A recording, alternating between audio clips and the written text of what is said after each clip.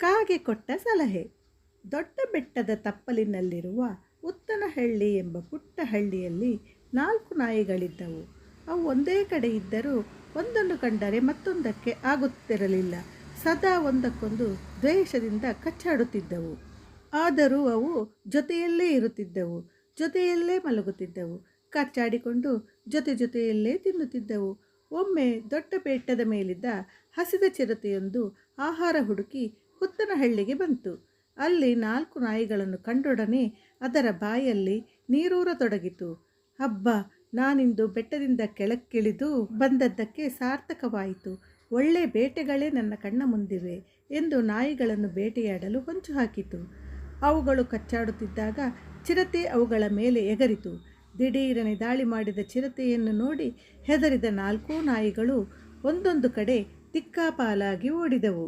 ಓಡಿ ಸುಸ್ತಾದ ಒಂದು ನಾಯಿ ಚಿರತೆಯ ಬಾಯಿಗೆ ಸಿಕ್ಕಿಬಿತ್ತು. ಚಿರತೆ ಅದನ್ನು ಕಚ್ಚಿಕೊಂಡು ಬೆಟ್ಟದ ಮೇಲಕ್ಕೆ ಹೋಗಿ ತಿಂದು ಮುಗಿಸಿ, ಇನ್ನೂ 3 ನಾಯಿಗಳಿವೆ, ದಿನಕ್ಕೊಂದರಂತೆ ಬೇಟೆಯಾಡಿದರೂ ಇನ್ನೂ 3 ದಿನ ನನಗೆ ಆಹಾರದ ಕೊರತೆ ಇಲ್ಲ ಎಂದು ಬೆಟ್ಟದ ಮೇಲೆ ಗೊರಕೆ ಹೊಡೆಯುತ್ತಾ ಆರಾಮವಾಗಿ ಮಲಗಿಕೊಂಡಿತು. ಇತ್ತ ಚಿರತೆಗೆ ಹೆದರಿ ದಿಕ್ಕೆಟ್ಟು ಎತ್ತಲೋ ಓಡಿ ಹೋಗಿದ್ದ 3 ನಾಯಿಗಳು ಒಂದು ಕಡೆ ಸೇರಿ ಚಿರತೆಯ ಬಾಯಿಗೆ ತುತ್ತಾದ ಇದುವರೆಗೆ ತಮ್ಮೊಡನಿದ್ದ ನಾಯಿಯ ಸಾವಿಗೆ ದುಃಖಿಸಿದವು. ಆ ಚಿರತೆ ಮತ್ತೆ ಇಲ್ಲಿಗೆ ಬಂದು ತಮ್ಮನ್ನು ತಿನ್ನಲು ಬಂದೇ ಬರುತ್ತದೆಂದು ಊಹಿಸಿಕೊಂಡೇ 3 ನಾಯಿಗಳು ಭಯದಿಂದ ನಡುಗತೊಡಗಿದವು.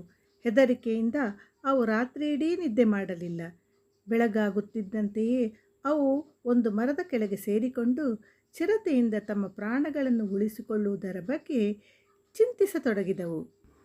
ಈ ನಾಯಿಗಳ ಮಾತುಗಳನ್ನು ಕೇಳಿಸಿಕೊಂಡ ಕಾಗೆಯೊಂದು, ಮೂರ್ಖ ನಾಯಿಗಳೇ, ನೀವು ಕಚ್ಚಾಡುವುದನ್ನು ಬಿಟ್ಟು ಒಗ್ಗಟ್ಟಾಗಿ ನಿನ್ನೆಯೇ ಆ ಚಿರತೆ ಮೇಲೆ ಪ್ರತಿದಾಳಿ ನಡೆಸಿದ್ದರೆ ನಿಮ್ಮೊಂದಿಗಿದ್ದ ಆ ನಾಯಿಯು ಬದುಕಿಯುಳಿಯುತ್ತಿತ್ತು. ಒಗ್ಗಟ್ಟಿಲ್ಲದೆ ನೀವೇ ಅದನ್ನು ಚಿರತೆಯ ಬಾಯಿಗೆ ತಳ್ಳಿದಿರಿ.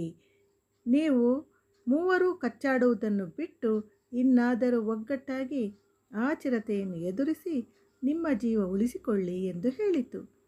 ಕಾಗೆಯ ಮಾತು ಕೇಳಿ 3 ನಾಯಿಗಳಿಗೂ ಜ್ಞಾನೋದಯವಾಯಿತು. ಆ ನಾಯಿಗಳು ಚಿರತೆಯನ್ನು ಎದುರಿಸಲು ಸಿದ್ಧವಾಗುತ್ತಿದ್ದಂತೆಯೇ ಚಿರತೆ ಅವುಗಳ ಮೇಲೆ ದಾಳಿ ಮಾಡಿತು. ತಕ್ಷಣ 3 ನಾಯಿಗಳು ಒಂದಾಗಿ ಅದರ ಮೇಲೆ ಪ್ರತಿದಾಳಿ ನಡೆಸಿದವು. ಇದನ್ನು ನಿರೀಕ್ಷಿಸದ ಚಿರತೆ ತತ್ತರಿಸಿ ಹೋಯಿತು. ಒಂದೇ ಸಮನೆ 3 ನಾಯಿಗಳು ಚಿರತೆಯನ್ನು ಕಚ್ಚತೊಡಗಿದಾಗ ಸದ್ಯ ತಮ್ಮ ಪ್ರಾಣ ಉಳಿದರೆ ಸಾಕೆಂದು ಚಿರತೆ ಭಯದಿಂದ ಬೆಟ್ಟದತ್ತ ಓಡಿತು.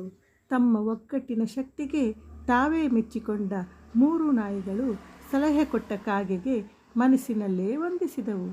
ಈ ಕಥೆಯನ್ನು ನೀವು ಹೇಗೆ ಇಷ್ಟಪಟ್ಟಿರಿ ಎಂಬುದನ್ನು ಕಾಮೆಂಟ್ ಮಾಡುವ ಮೂಲಕ ನಮಗೆ ತಿಳಿಸಿ. ಧನ್ಯವಾದಗಳು. ದಯವಿಟ್ಟು ನಮ್ಮ ಚಾನಲನ್ನು ಲೈಕ್ ಮಾಡಿ, ಶೇರ್ ಮಾಡಿ, ಸಬ್ಸ್ಕ್ರೈಬ್ ಮಾಡಿ ಪ್ರೋತ್ಸಾಹಿಸಿ.